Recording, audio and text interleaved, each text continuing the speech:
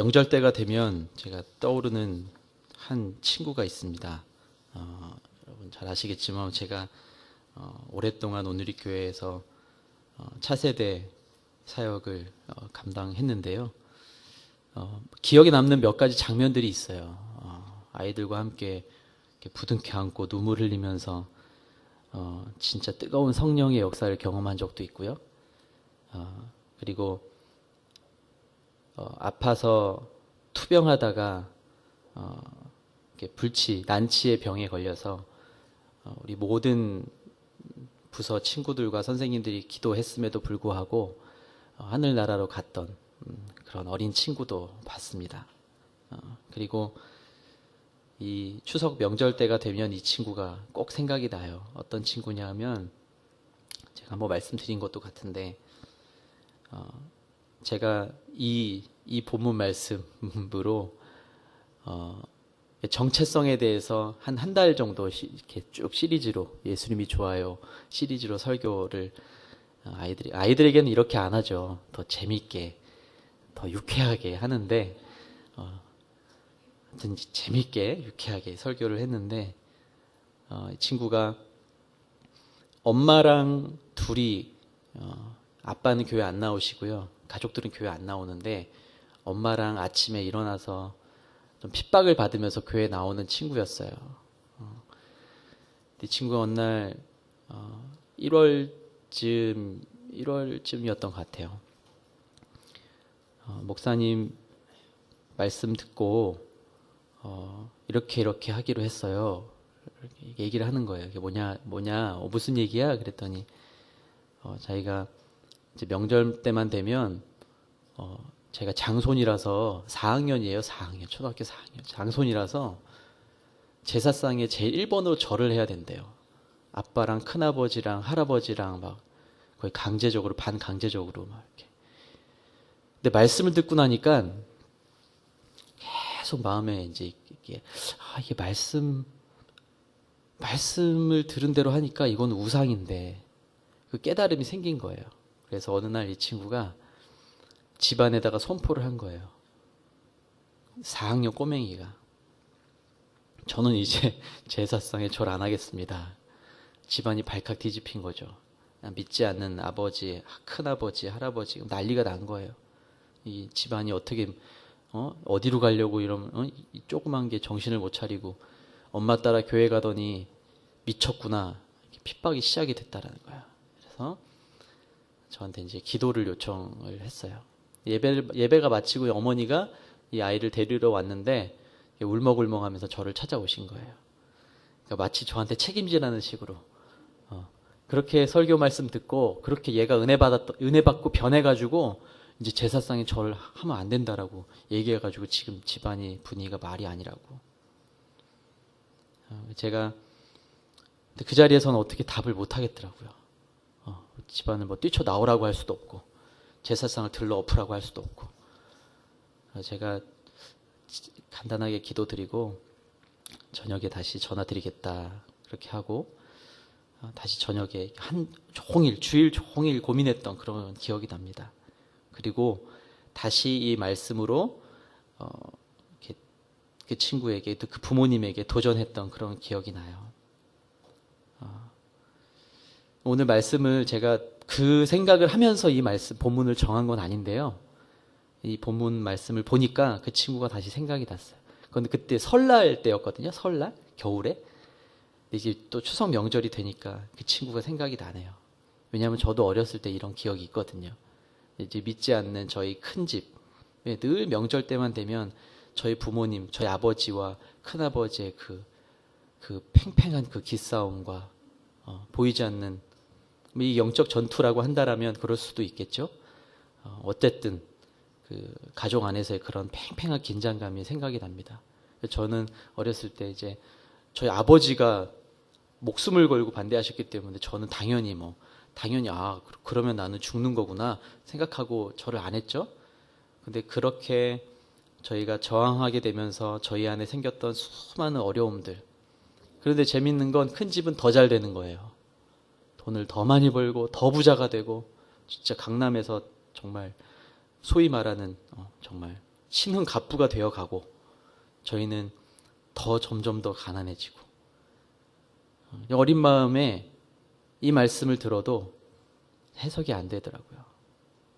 오늘 제가 이 말씀을 준비를 하면서 그런 과거의 그런 생각들이 쭉 지나가면서 그러면 말씀대로 사는 사람의 결국은 무엇인가 다시 한번 생각해 보게 됐습니다. 내가 기도하는 이유는 뭔가? 내가 예배하는 이유는 뭔가? 지난주에도 제가 본질에 대해서 굉장히 조금은 추상적이기도 하지만 좀 어려운 이야기를 나눴던 것 같은데요. 오늘도 계속해서 연속선상에 있더라고요. 제 마음이, 제 묵상이. 예수 믿는 게 뭔가? 예수 믿고 잘 되는 것이 무엇인가? 그 고민이 요즘에 제 안에 계속되고 있습니다. 여러분, 오늘 저희가 읽은 이 다니엘 말씀은요, 배경을 잘 아시죠? 바벨론의 포로로 끌려갔던 이스라엘 백성들, 지금 이 시대는 이제 메대와 바사 시대로 넘어간, 그렇죠? 그런 시대입니다. 다리오 왕이 다스리고 있던 시절입니다. 근데 이 배경만 딱 보면 다니엘이요, 아주 잘 나가는 사람처럼 보여져요. 원래 이 다니엘은 유다 왕족 출신이에요. 그 유다 왕의 계열에서 태어난 사람이에요. 그리고 성경에 보면 1장에 보면 흠이 없고 용모가 아름다웠다. 지혜와 통찰이 있었다. 그리고 이 다니엘은 최고의 학문을 배웠어요. 갈대아의 학문과 언어를 배웠고 왕궁에서 훈련을 받았습니다. 포로로 끌려간 사람이에요. 포로로 끌려간 노예의 자녀인데 이 다니엘은 너무나 지혜롭고 뛰어나고 너무 훌륭해서 이 바벨론의 인재들보다 10배가 더 뛰어났다, 이렇게 기록될 만큼 정말 뛰어난 사람이었습니다. 그리고 지금도 우리가 읽었던 본문의 말씀처럼 온 나라에 120명의 지방 장관을 세웠는데 그 위에 3명의 총리를, 지금의 국무총리와 같은 총무를 세웠는데 그 중에 한 명이 다니엘이었습니다. 굉장히 성공한 노예로 잡혀온 백성, 어떻게 보면 우리나라의 옛날 과거의 역사를 보면 사실은 비난받아야 될 사람이죠. 친일파잖아요. 친일파. 일본 사람한테 잘 보여서, 그리고 똑똑해가지고 그 사람들에게 쓰임받았던, 그쵸? 일본 정부에 쓰임받았던 사람, 친일파잖아요. 근데 다니엘이 어떻게 보면 성공하고 그 정권에 붙어있는, 심지어 총리로까지 세워진 그런 성공한 다니엘이란 거예요. 근데 조금만 시각을 한번 돌려볼까요? 자, 이 다니엘 마음속에, 이 친일파를 제가 미화한다 이게 아니라요. 이 당시로 한번 돌아가 보죠. 자, 이 다니엘은요, 자기 조국 예루살렘과 성전이 멸망되는 걸 두 눈으로 본 사람입니다. 지금은 총리에 서 있지만, 총리의 자리에 올라와 있지만, 이 다니엘은 자기 조국 예루살렘과 성전이 멸망되는 것을 두 눈으로 보았어요. 그리고 지금은 포로로 잡혀온 자신과 같은 동일한 그 백성들의 현실을 보고 있는 사람이에요. 자, 여러분이 다니엘의 입장에서 한번 섰다 생각을 해보시죠. 성공해서 기분이 좋을까요? 날아갈 것 같을까요? 자기 백성들은 고통받고 있고 자신은 하나님 주신 지혜로 뛰어난 용모와 흠이 없고 지혜와 통찰로 이제 장관들보다 그 위에 총리의 자리에 올라 있는 이 다니엘의 모습. 어쩌면 우리가 예수를 믿고 있는, 우리 현대 사회에서 예수를 믿고 있는 우리의 모습일 수도 있어요. 저는 그렇게 묵상이 되더라고요. 이제 힘든 일도 없고 적당히 이제 내가 예수 믿는다고 더 이상 어떻게 하는 사람도 없고, 예전처럼 잘 못 사는 것도 아니고, 먹을 것이 부족해서 살기 어려운 것도 아니고, 지금 굶어 죽는 사람 없잖아요. 그렇죠? 근데 다니엘은 그런 사람들을 보면서 자기 민족들의 사람들을 보면서 지금 이 이방의 나라의 총리가 되어서 그 왕을 돕고 있는, 섬기고 있는 그 자리에 서 있는 다니엘. 제가 이 다니엘의 입장에서 생각을 해보니까 성경에 나와 있지는 않지만 제가 한번 상상을 해봤어요. 마음이 어땠을까? 잘 나가니까 마음이 편했을까? 그치, 너희는 노예로 끌려와가지고 그냥 그렇게 살고 있지만 나는 최고의 학문을 배웠고 내가 좀 운도 좋아. 하나님이 딱 지혜를 주셔가지고 이 사람들한테 내 능력을 막 나타내고 바벨론의 사람들보다 얘가 10배나 더 뛰어나. 그런 평가를 받고 있어.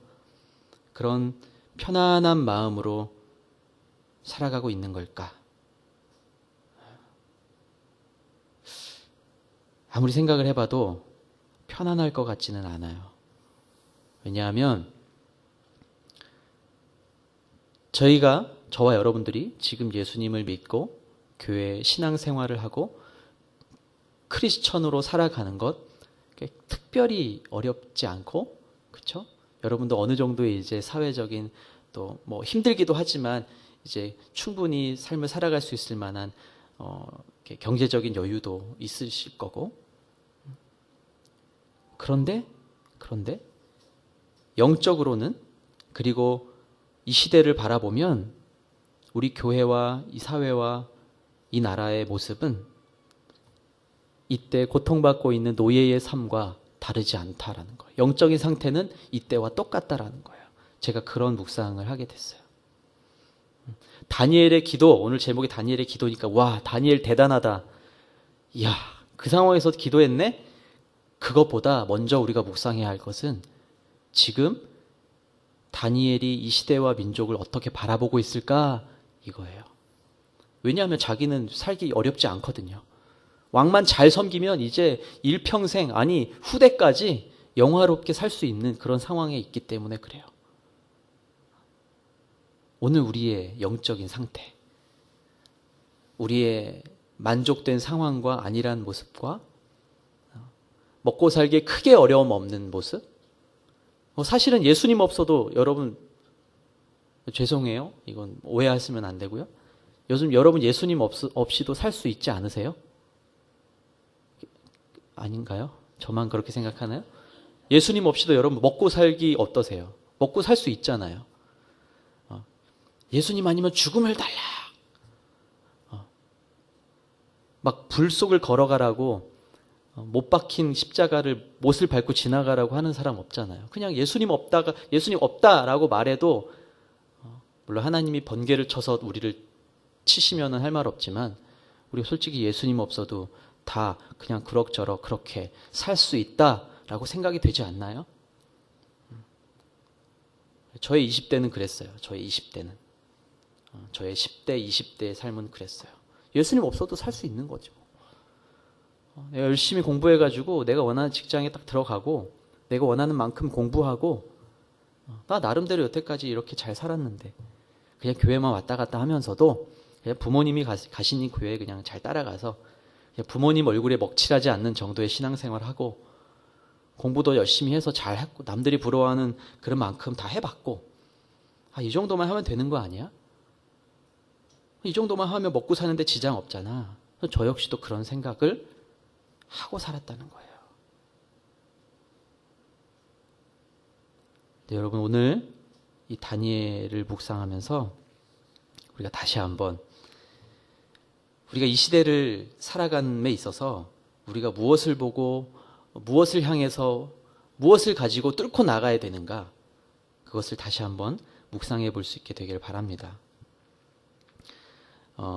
우리가 다니엘의 이 기도를 통해서, 다니엘의 모습을 통해서 묵상할 첫 번째는 이 다니엘의 기도는 방향 감각이 있는 기도였다라는 거예요.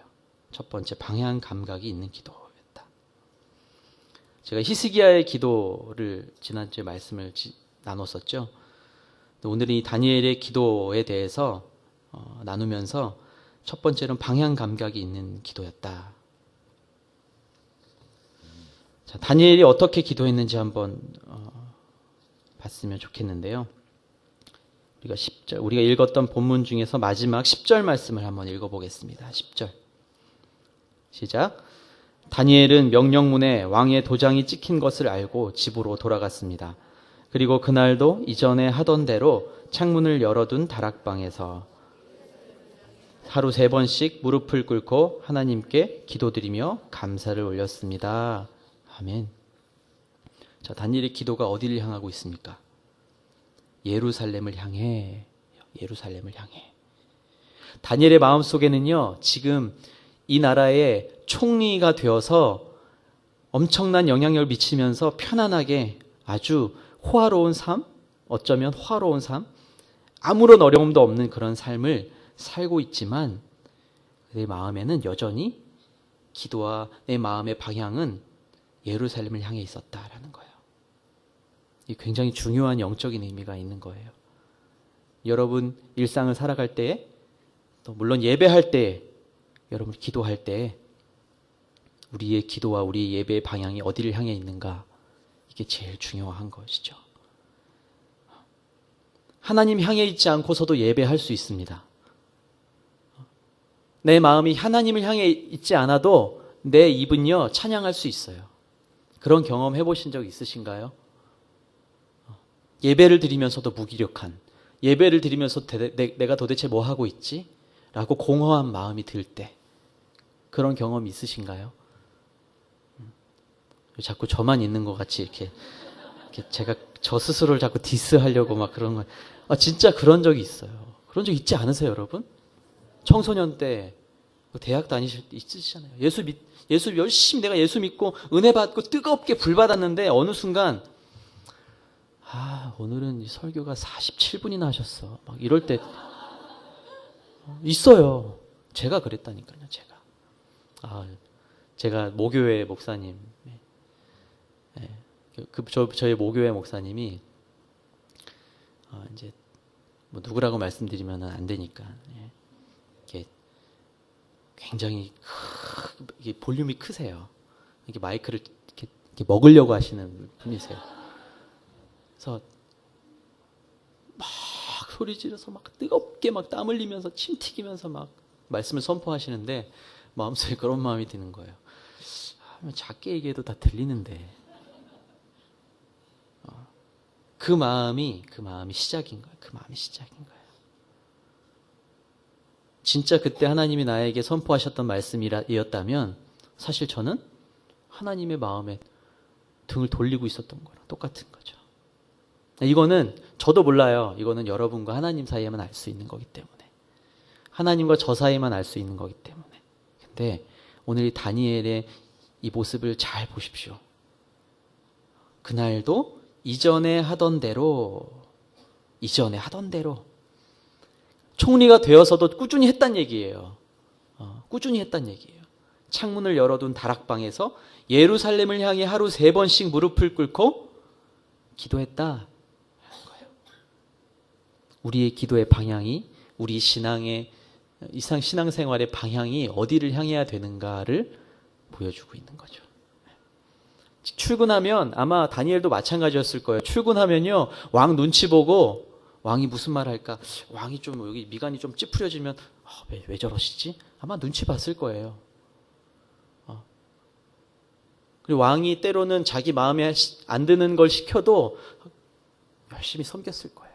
순종했을 거예요.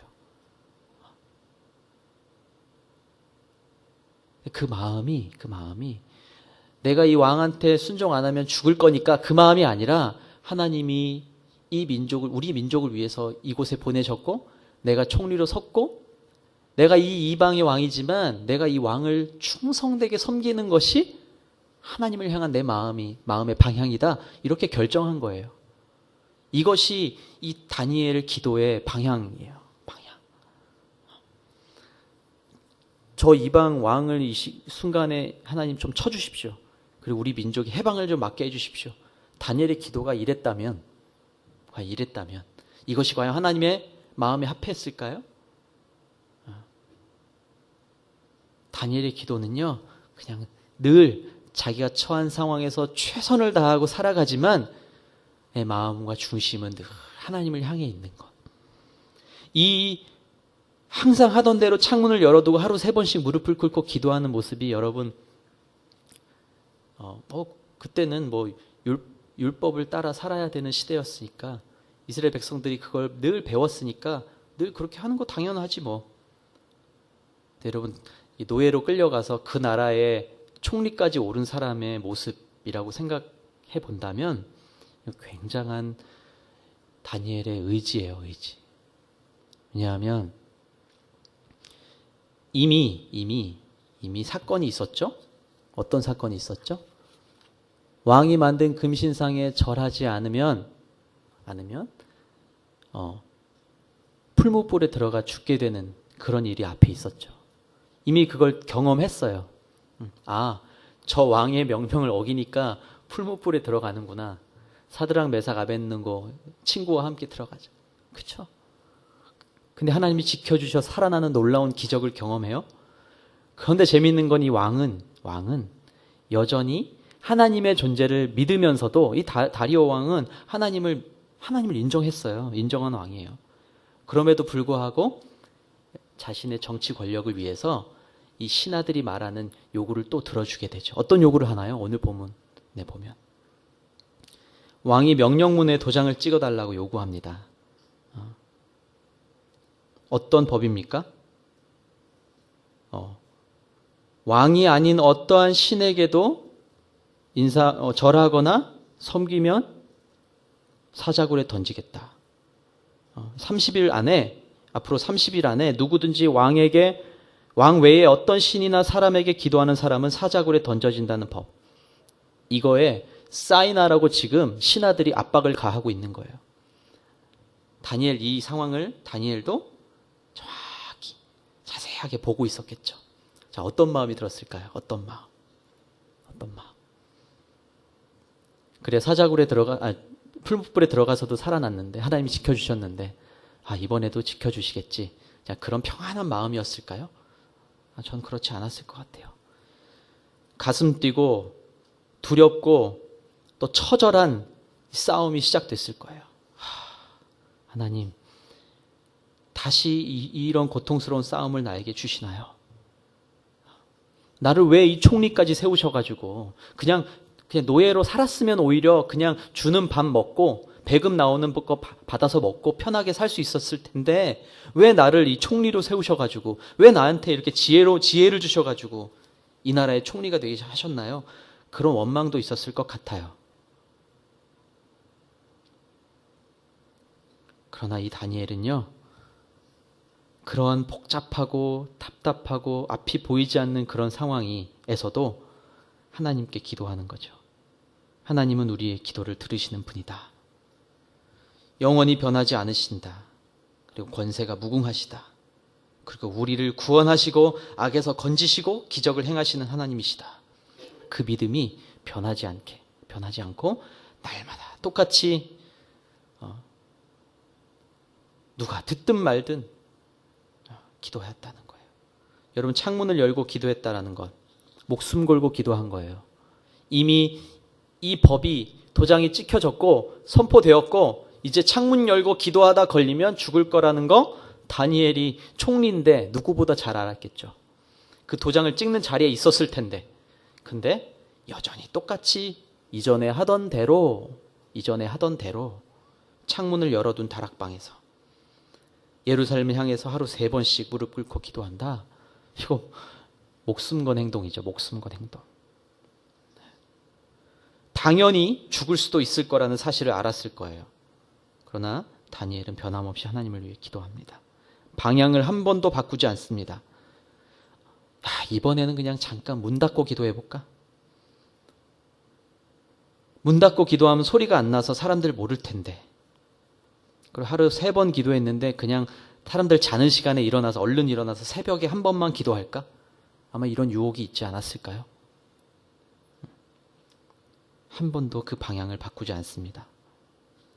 그리고 두 번째, 이 다니엘의 모습을 통해서 알 수 있는 모습. 이 다니엘의 기도는요, 완전한 기도였다라는 거예요. 완전한 기도.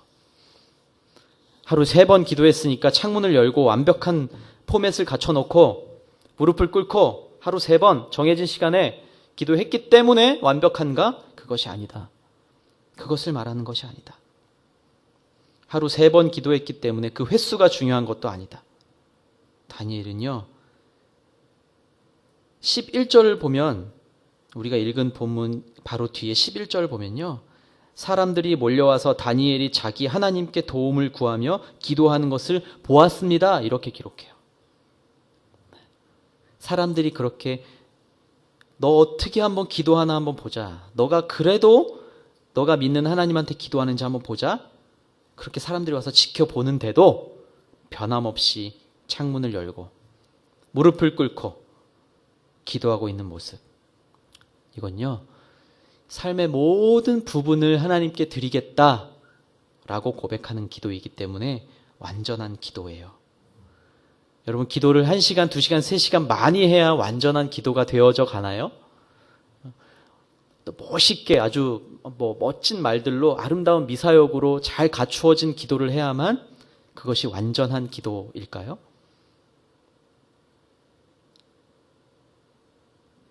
하나님을 향해서 죽음이 눈앞에 드리워져 있는데도 창문을 열고 하나님을 향하여서 하루 3번 기도하는, 내 생명까지도 하나님께 맡깁니다 라는 기도, 그렇기 때문에 완전한 기도예요.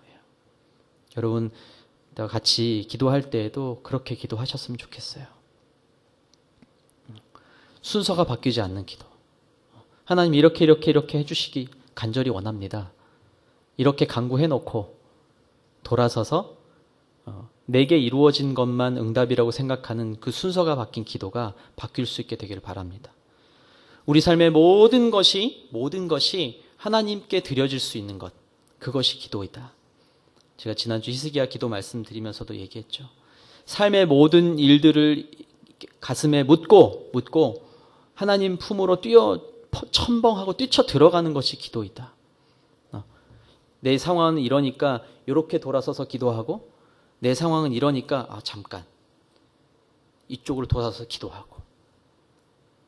다니엘의 기도는 그렇지 않았어요. 사람들이 와서 이렇게 감시하고 보고 있는 것을 뻔히 알면도 불구하고 여전히 중심을 흐트러뜨리지 않고, 어떠한 내 마음의 중심도 흐트러뜨리지 않고 완전한 기도를 하나님께 드리고 있는다라는 사실이죠.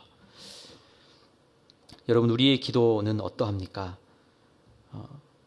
여러분의 신앙의 모습은 어떠하십니까?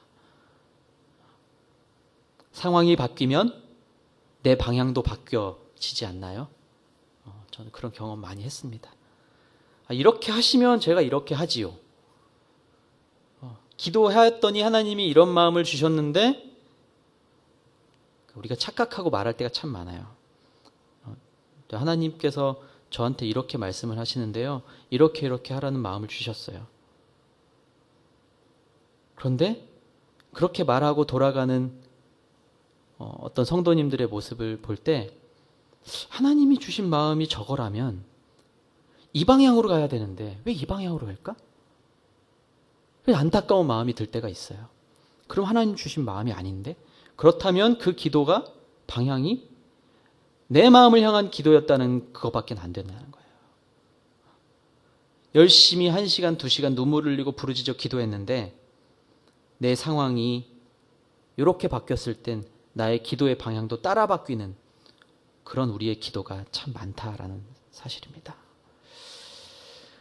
3번째는요, 이 다니엘의 기도를 보면서 우리가 묵상해야 될 것, 감사의 기도입니다. 감사의 기도. 어떻게 보면 같은 의미라고도 볼 수 있을 것 같아요. 사실 지금 상황은요, 다니엘에게는 감사의 조건이 아무것도 없습니다. 있다라면 그냥 편안하게 살 수 있는, 이 나라의 총리가 돼서 그냥 편안하게 살 수 있는, 왕의 신임을 받고 있는 총리? 그래서 뭔가 강력한 권력이 생긴 것만 같은 것? 그것이 감사의 조건이라면 감사의 조건이겠죠.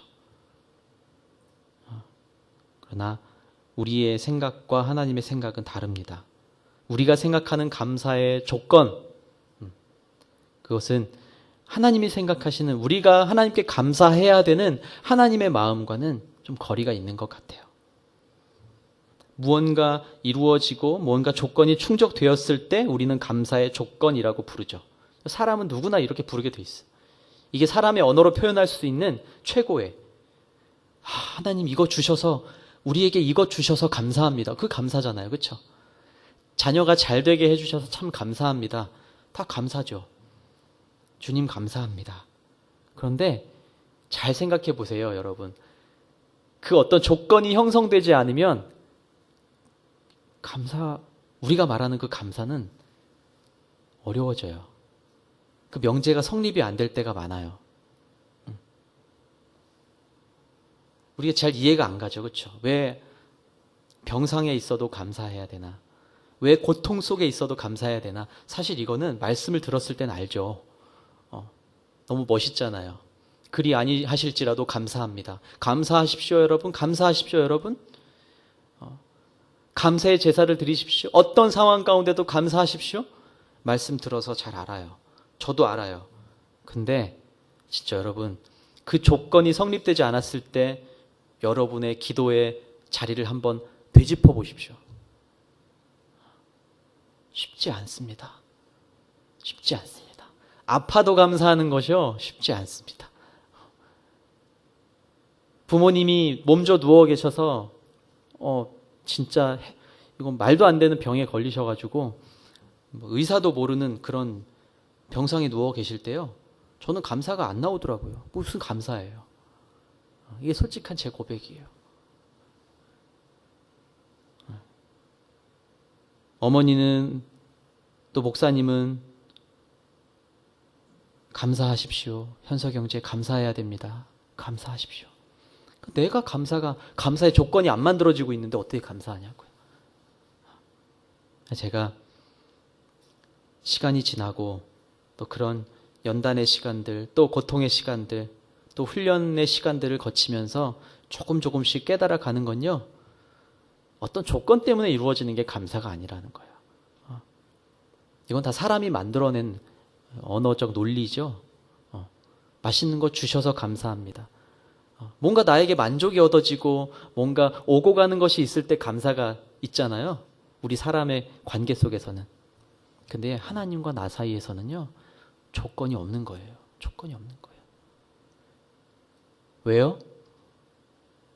예수님이 그렇게 조건 없이 오셨잖아요. 조건 없이. 우리가 뭐 드려서 예수님이 오셨나요? 우리가 기도를 쌓아서 예수님이 오셨나요? 우리가 연보를 많이 해서 구원에 이르는 자격을 얻었나요? 여전히 그렇게 말하는 종교들도 있죠. 근데 그거는 사람이 만들어낸 논리예요, 논리.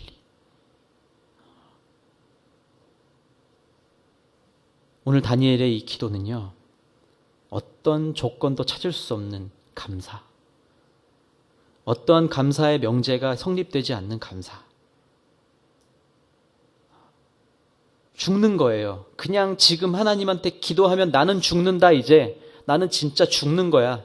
확실해. 끝이야. 이제 사람들이 나 지금 감시하고 기도하는 거 다 보고 이제 왕한테 가서 이르고 이제 군대를 보내서 나를 잡아다가 사자굴에 넣겠지. 그래. 너무너무 태연해 보입니다. 어떻게 이럴 수 있지? 어떻게 이럴 수 있지? 이게 하나님께 드려졌던 이 다니엘의 기도의 방향이자 완전함, 그리고 진짜 감사입니다. 지금 이런 상황이지만 제가 이제 지금 이렇게 기도할 때 이제 군대가 나에게 와서 내가 끌려가서 사자굴에 들어갈 텐데요, 주님. 그런데요, 주님. 그냥 감사해요. 이렇게 하나님과 내가 연결되어 있을 수 있어서 감사해요. 그게 감사죠, 감사. 뭘 줬다고 지금 감사해요, 다니엘이. 그냥 감사하는 거예요. 이제까지 주신 은혜가 감사하고, 아니요, 주신 은혜가 없었다 하더라도 감사할 거예요. 그것이 진짜 감사. 우리는 이러한 편견과 이러한 선입견 속에 꽉 묶여 있어요. 특히 예수님을 믿는 우리들이 더 묶여 있어요. 그리고 감사하다는 말 더 못하는 것 같아요. 너무 흔한 말이 되어버렸어요. 감사하십시오. 감사하십시오. 때로는 내가 예배드린 가운데 예배가 은혜가 안 되어도 감사할 수 있는 마음 여러분 한번 해보셨어요? 오늘은 예배 가운데 나왔는데도 주님 오늘은 예배가 너무 힘듭니다. 집중도 안 되고 기도도 안 되고 찬양도 안 되고 말씀을 들어도 무슨 말인지 졸리기만 하고. 그런데 여러분 그때도 감사해 보셨어요? 그때도 감사해 보셨어요? 저는 이 경지에는 언제 한번 올라볼까? 저도 그렇게 기도하는 거예요. 그냥 내가 여기에 예수님을 믿는 자녀로 그냥 여기 있을 수 있으니까 감사한 거죠. 그렇죠?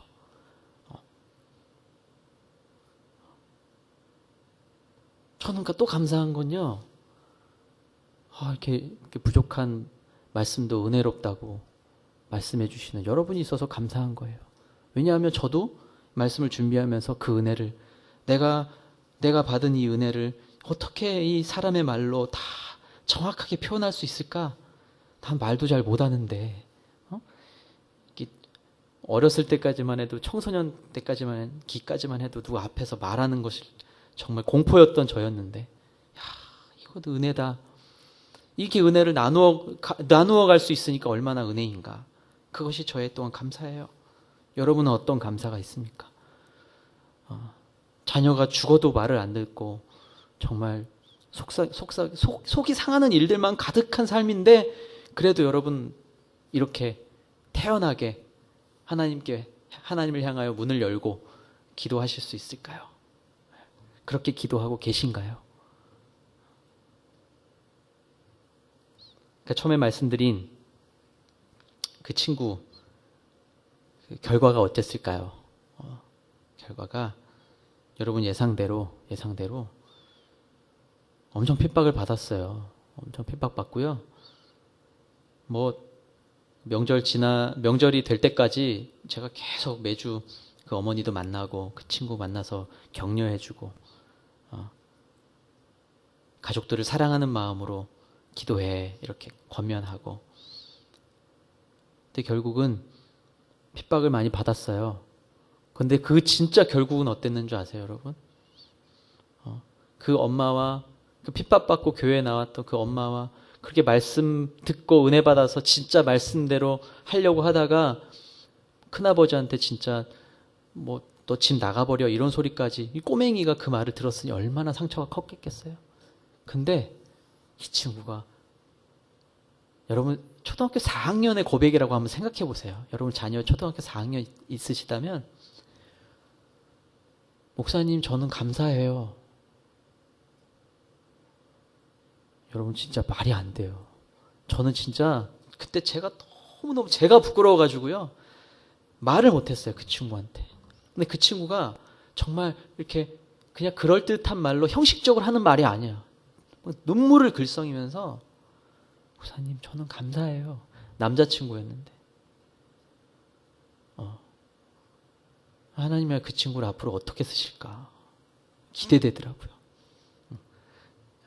핍박을 맞서서 싸워서 이겼다, 너 잘했다, 그게 아니에요.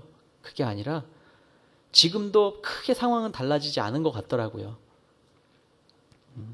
제가 지금도 아주 긴밀하게 상황을 듣고 있지 못하지만 제가 전에 들었어요. 상황이 크게 달라지지도 않았어요. 근데 조금씩 가족들의 마음이 열리고 있다라고 들었어요.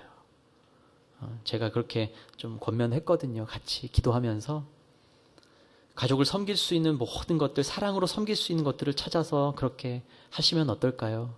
엄마와 아들이 가족들이 하기 싫어하는 일, 허드렛 일, 명절 때 모여서 할 수 있는 일들을 다 해보십시오. 그게 언제까지일지 모르겠지만 그 마음 잘 지키면서 하나님 주시는 그 마음, 가족들을 사랑하는 마음, 구원시키고 싶은, 구원의 자리로 오게끔 하고 싶은 그 마음 가지고 끝까지 부딪혀 싸우는 것이 아니라 거기에 절하지는 않겠지만 내가 그 절하는 대신 가족의 사랑의 마음을 보여주십시오. 이렇게 권면했어요. 이걸 열심히 그렇게 믿음을 지키며 나아가는 친구의 모습을 보면서 다니엘이 대단한 게 아니구나. 다니엘이 대단한 게 아니구나. 다니엘 대단해서 오늘 다니엘 말씀 나누는 게 아니라요. 그냥 우리가 하나님 앞에 그냥 그렇게 서 있으면 우리는 다니엘처럼 우리도 사자굴 들어가서도 사자가 우리에게 선도되지 않는 하나님의 자녀로 서게 될 거라는 거예요. 그것이 우리의 믿음이고 우리의 고백이 되어야 한다는 말씀입니다. 사랑하는 성도 여러분, 말씀을 보면요, 결국은 이런 위기가 우리가 하나님 앞에서 어떻게 서 있는가를 볼 수 있는 거울이 돼요. 여러분 어떤 위기 가운데 계신가요? 여러분 어떤 위기 가운데 계신가요? 여러분 자녀, 남편, 또 여러분이 하시고 있는 여러 가지 일들, 여러분이 섬겨야 될 또 가족들, 그렇죠? 또 명절이니까 또 가족들 만나셔야 되죠.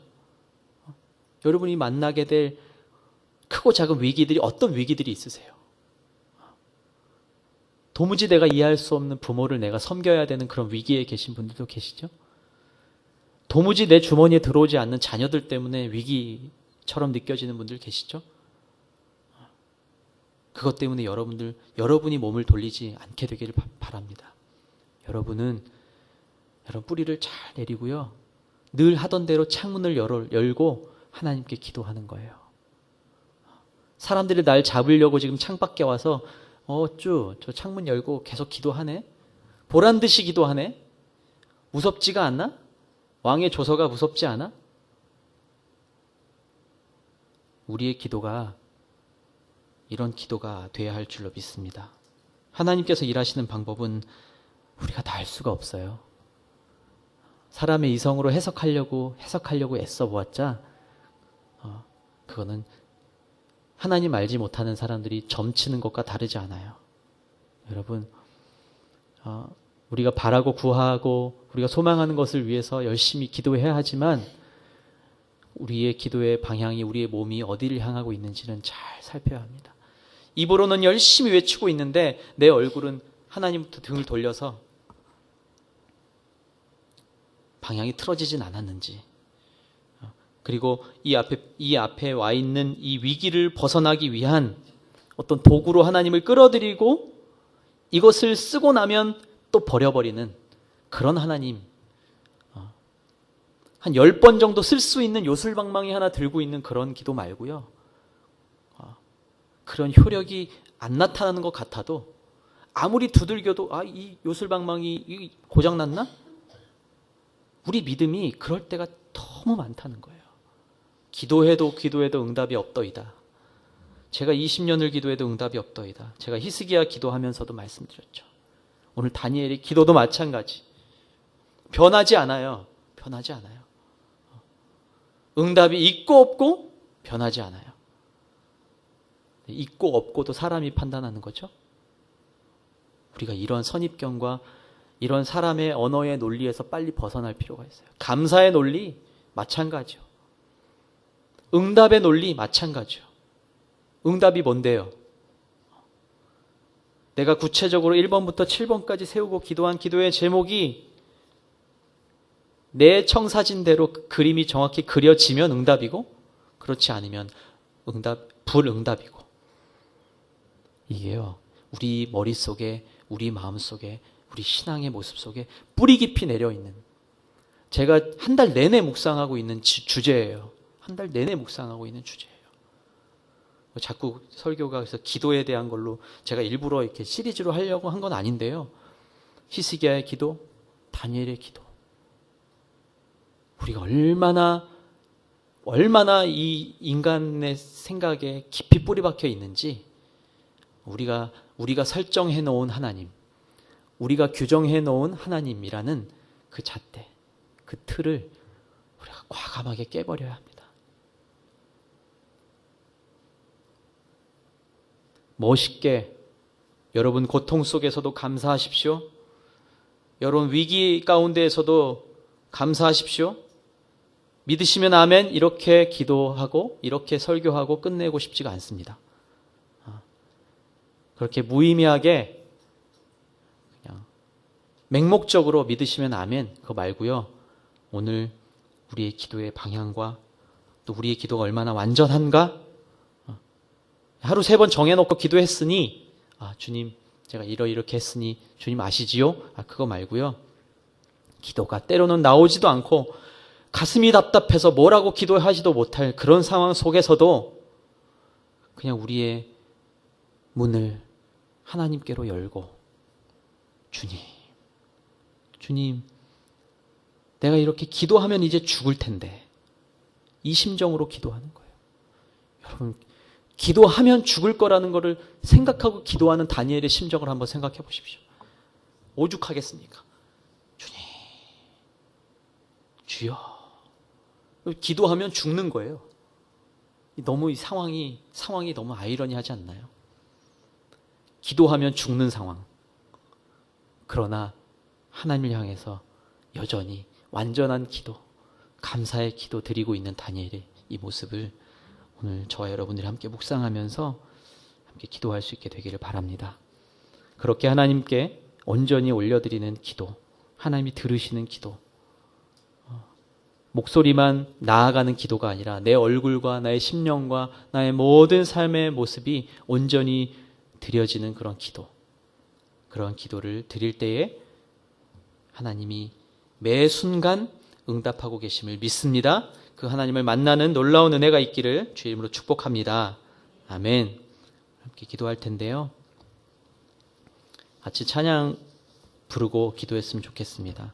하나님은 너를 지키시는 자, 너의 우편의 그늘 되시니 낮의 해와 밤의 달도 너를 해치지 못하리.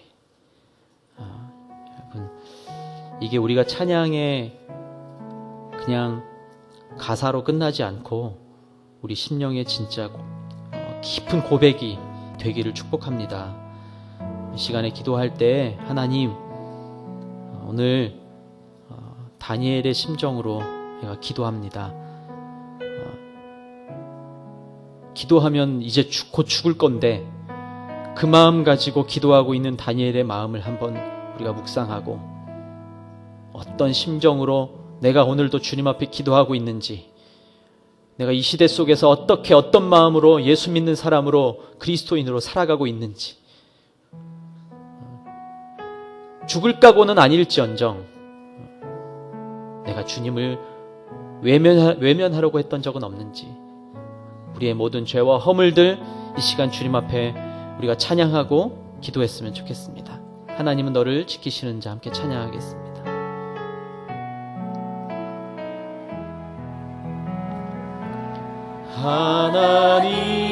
하나님은 너를 지키시는 자, 너의 우편에 그늘 되시니 낮의 해와 밤의 달도 너를 해치 못하리. 하나님은 너를 지키시는 자, 하나님은 너를 지키시는 자, 너의 환난을 면케하시니 그가 너를 지키시리라. 너의 주님을 지키시리라. 눈을 들어 산을 보아라. 눈을 들어 산을 보아라. 너의 도움 어디서 오나. 천지 지으신 너를 만드신 여호와께로다. 하나님은 너를 지키시는 자, 하나님은 너를 너를 지키시는 자 너의 은혜를 그게 되시니 낮에 해와 밤에 달도 너를 해치 못하리. 하나님은 너를 지키시는 자 하나님은 너를 지키시는 자 너의 환난을 면케하시니 그가 너를 지키시리라. 너의 출입을 지키시리라. 눈을 들어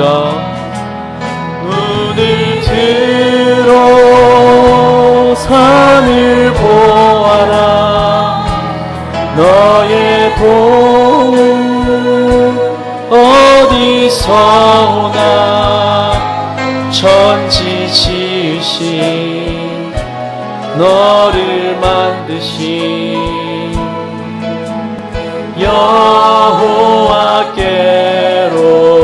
여호와께로다. 이 시간에 함께 기도하겠습니다. 먼저 기도할 때 우리의 모든 죄와 허물들을 주님 앞에 고백하며 회개하는 기도를 드리기 원합니다. 나의 생각과 나의 마음과 나의 묵상이 나의 만족과 유익을 구하는 것이었다면 이 시간 회개하오니 주님을 바라보는 시간이 될 수 있도록 인도하여 주시옵소서. 나의 모든 죄와 허물 때문에 주님을 바라보고 주님께 나아가는 것이 하나님 가려져 있었던 우리의 모습이 있다면 이 시간 회개합니다. 용서하여 주시옵소서. 함께 회개의 기도를 주님 앞에 드리겠습니다.